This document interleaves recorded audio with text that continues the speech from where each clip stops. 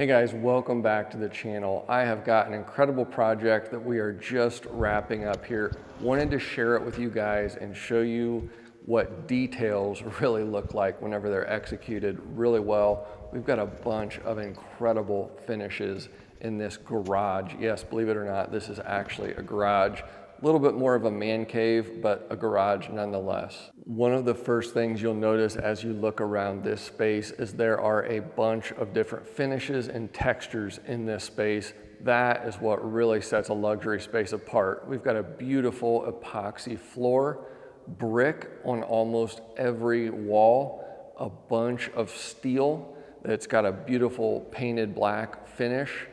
We've got over 2 miles of tongue and groove on the ceilings in this place.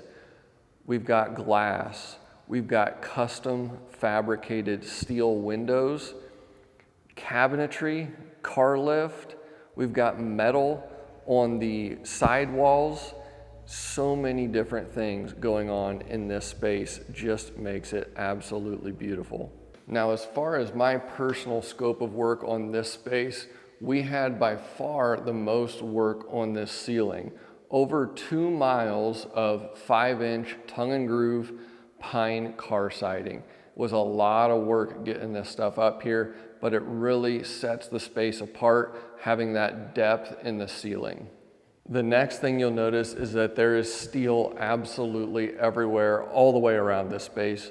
This homeowner is in the business of steel, so getting the steel was not an issue for him, but we've got a ton of I-beams absolutely everywhere. Gives the space a very industrial look and feel, and it's a unique thing because it's not very often where you get a project where you can incorporate so much steel like this and give it this kind of look. So we go from a lot of brick all the way around this space to this particular portion of the space has got some ribbed steel on the walls. Again, it was just another texture added to the space to really set the space apart. Looks absolutely excellent.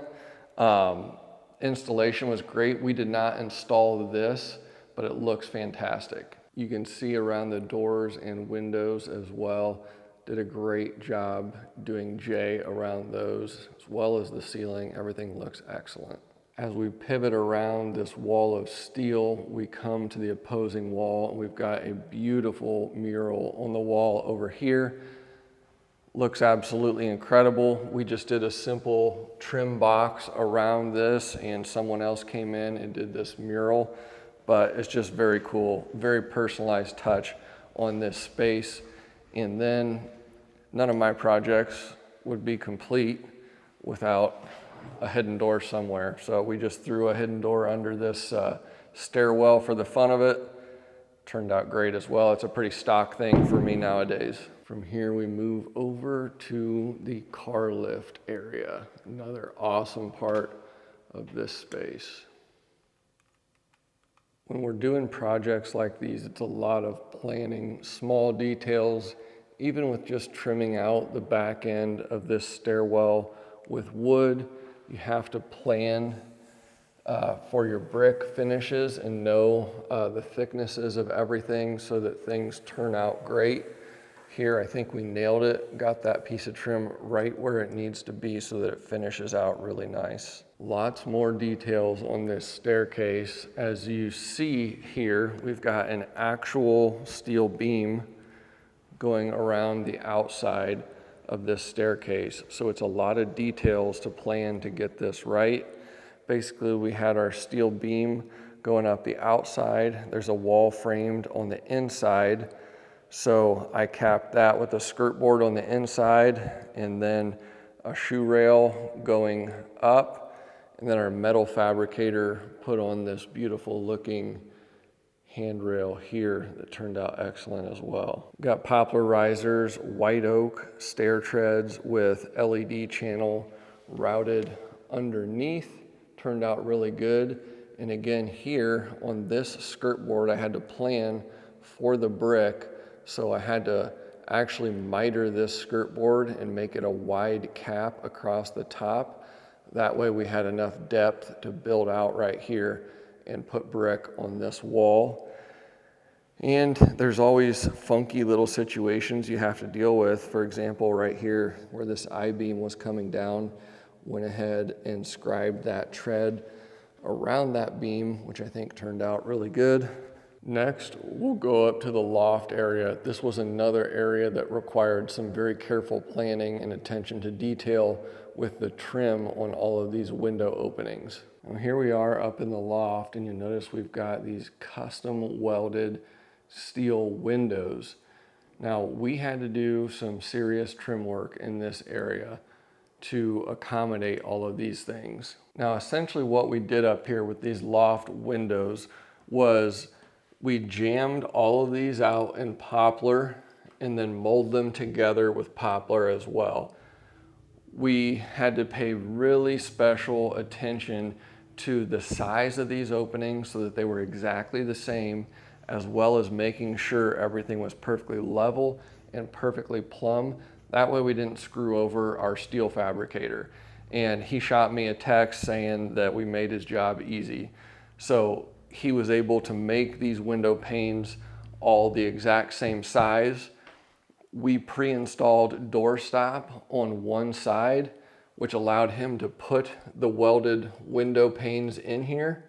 And then we finished it off with another piece of doorstop on the other side, so everything's locked in place then. You'll notice everything, again, when we're doing this, we have to sand everything really well. Whenever you have a black paint color going on something like this, it'll show absolutely everything.